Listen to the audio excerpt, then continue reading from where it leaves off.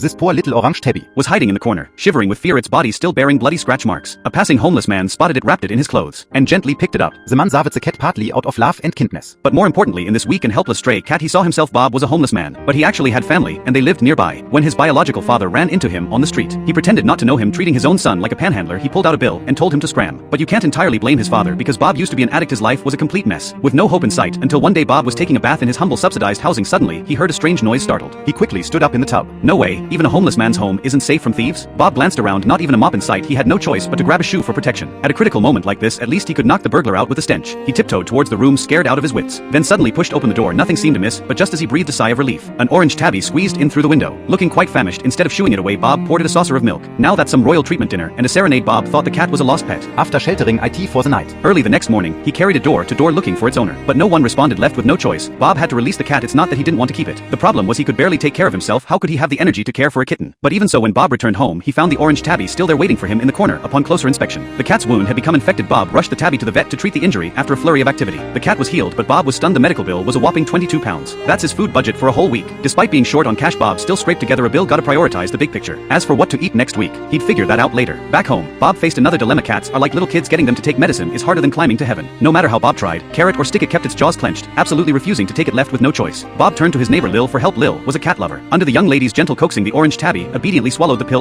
Very clearly this was a male cat. Lil even gave him a very manly name, Bob. But little did the tabby know, Lil turned around and suggested Bob get him neutered. She said excessive desire would only add to a stray cat's troubles. The orange tabby looked innocent, unaware of the cruel torture that awaited. Soon the tabby was fitted with a cone of shame. The neutering surgery was a success. From this day on, he was no longer a complete Tom. From then on, the orange tabby was devoted to Bob, following him around every day, riding the bus with him, going busking together. But at this point, Bob had no idea this clingy and adorable little orange cat would completely change his life in the days to come.